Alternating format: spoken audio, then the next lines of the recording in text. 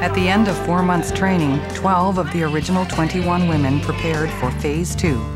And the focus shifted from the women to the renovation, from safety back to uncertainty.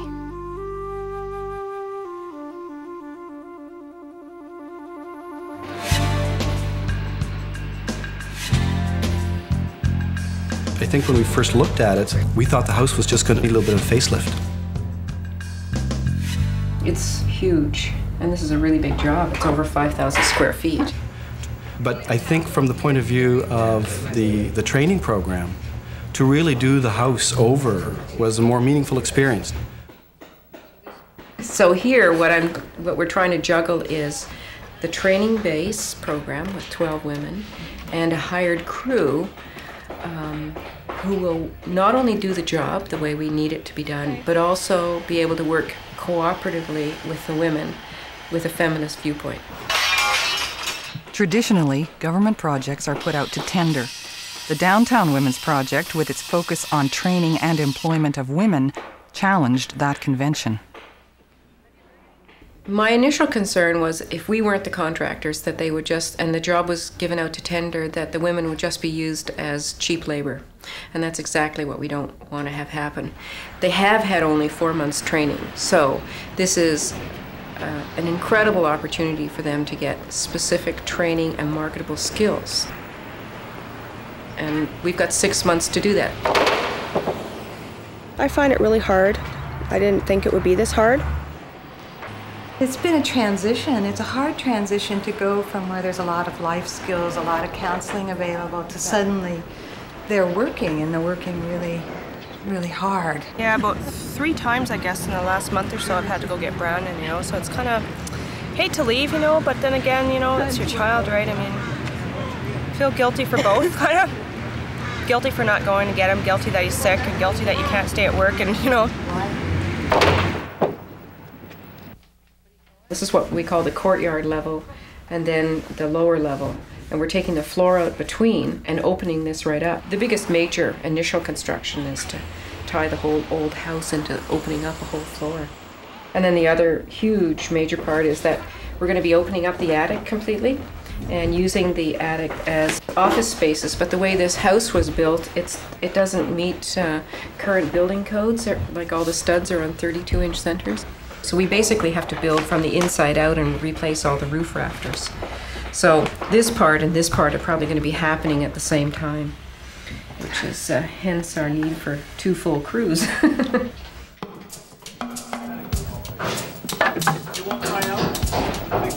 Should move from down there now. You know what, Marilyn, I banged some of these nails. Crucial to the women's success was creating a work environment that supported, even nurtured, their needs. Each of the women's needs were different and kept changing.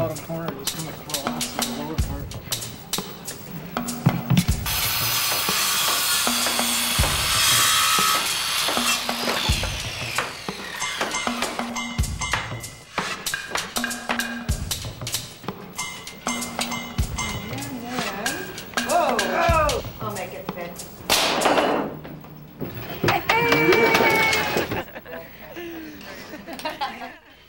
Hands-on training was built into the construction plan.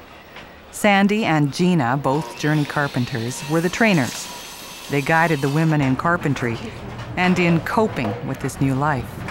They're really good inspiration for us. There's a lot of women carpenters out there,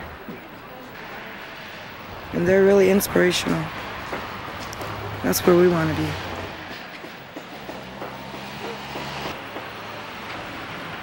Not all that fond of heights. Not that high. Woo.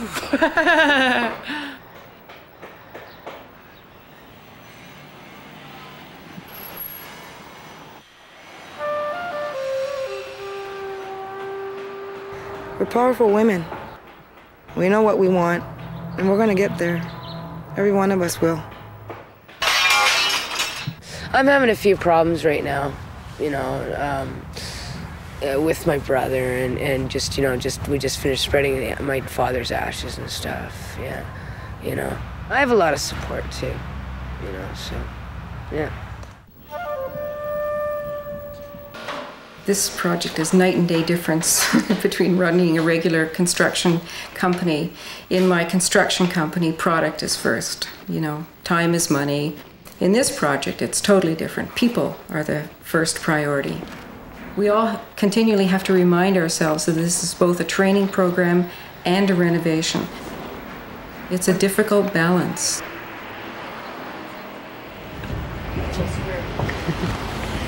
There's a whole bunch of us going for it today. For me, I'm not used to teaching someone, and it's really different. I mean, you have to think to explain things to someone who isn't already a carpenter.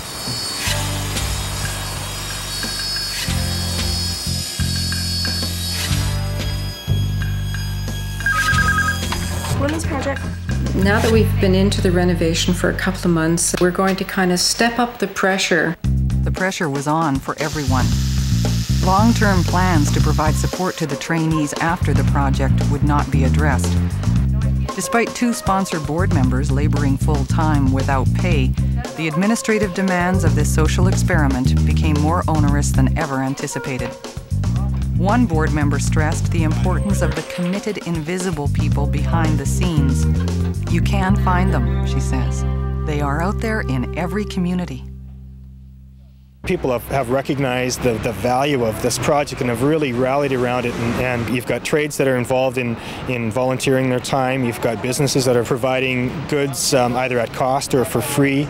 We have consultants that are providing their time for free and putting in a lot of extra time and effort above and beyond whatever their specific contract was. That there just seems to be a really good mood about it. It's very positive, and people really want to get involved with that. They want to be part of something that's really positive. It was my leap of faith. It really was my leap of faith, especially when in terms of the profession and being an architect and being proud of what I do and proud of who I work with and all of that. It was my real leap of faith. It's been all-consuming because I got personally involved. Yeah. You could never walk through that house at any time and not get affected by what was going on.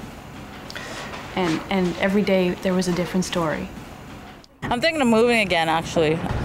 You know, you don't have a place to go and you don't want to, you know, stay where you really don't want to stay at. And I've been in abusive relationships and stuff like that. And it's hard, especially when you're single, you know, to find a place that'll take you.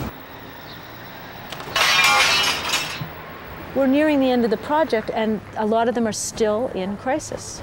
And some of the staff are sort of throwing up their hands and saying, it's really frustrating. It's really, you know, that we're still dealing with crises after 8 months, after 9 months. Why aren't these people ready and able to go out in the world and function? My focus is getting the job done on time, and her focus is the training, now the training portion, and making that successful. And I see the training as being part of the construction, and it's confusing, it's messy. I think the whole process was too rushed. It was very rushed, and I think, again, that's part of the difficulty when there are deadlines to meet and that sort of thing that you need to establish beforehand. Are we training or are we building? Because the two are very distinct. The inevitable unknowns of a pilot project pitted feminist process against construction deadlines. With no models for guidance and no time for reevaluation, deadlines prevailed. Ultimately, once you're into something that is as fraught with problems as a building project, boy, somebody has got to be firm hand on the tiller. And the society, because they're the legal entity, from their point of view, they could have had maybe a little bit more of a take charge attitude.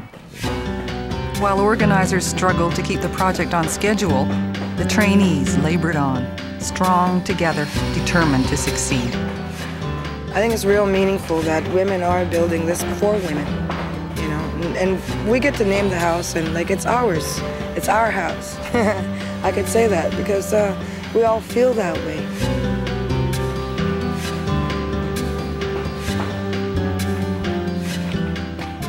I think it's important for us that we do this for the women.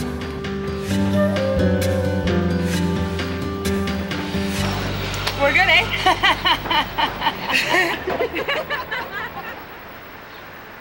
Before I got into this, and I talked to my uncle about it, and he's like, oh, you shouldn't do that. Where you want to be is computers. I can just picture myself sitting at a desk clicking away on a computer. You know, like it's not for me, you know. It's like I want the labor, the physical labor. I love it, you know. The Downtown Women's Project wanted to train and employ women in trades, and it did. Traditionally, about 1% of apprentices are female. On this site, the construction manager was female, the architect, the journey electrician, 2 apprentice electricians, 4 journey carpenters, the laborers, painters, pipe fitters, office staff, and volunteers.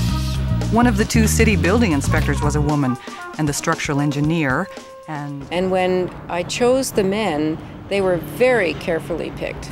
I wanted people who would respect one another, whether they had a lot of skill or a little skill.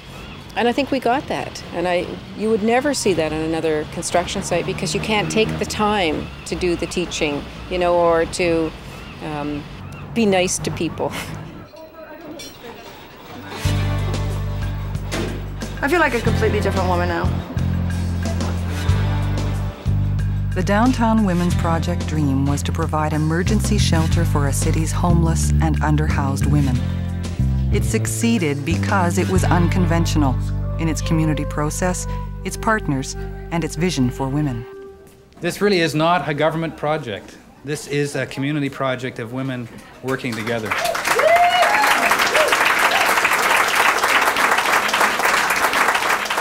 Very often for people who have no power, the places that they get to go look like places where people who have no power get to go.